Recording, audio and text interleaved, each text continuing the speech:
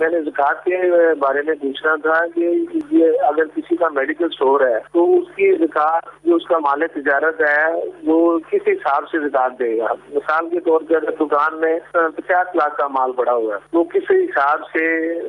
زکوٰۃ دے گا؟ بندہ جب اسٹاک کرتا ہے سال کے آخر میں کلوزنگ بھی یہ کرتے ہیں، پورا ایک بات کا حساب لگاتے ہیں کہ ہمارا کتنا مال ہے، کتنی جو ہے وہ ہمارے انویسٹمنٹ لگی ہوئی ہے اور ہم نے جو ہے وہ لینی ہے، سارا حساب یہ لگایا جاتا ہے، اور پھر اس کے بعد یہ کلوزنگ کر کے اپنا پورا سال کا حساب لگاتے ہیں کہ ہمارا کتنا نفع ہوا، یا ہم لوس میں جا رہے ہیں نہیں جا رہے۔ تو جس طرح یہ سارے معاملات یہ کر سکتے ہیں، اسی طرح یہ حساب لگانا بھی ان کے لیے ممکن ہوتا ہے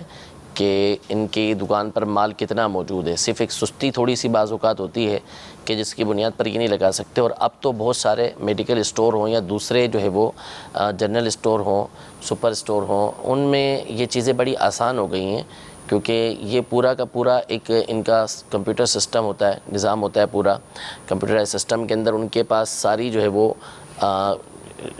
لسٹیں موجود ہوتی ہیں کہ کیا کتنا پڑا ہوا ہے، کتنا موجود ہے، تو وہ سارا کا سارا حساب ان کے لیے لگانا کوئی مشکل کام نہیں ہوتا۔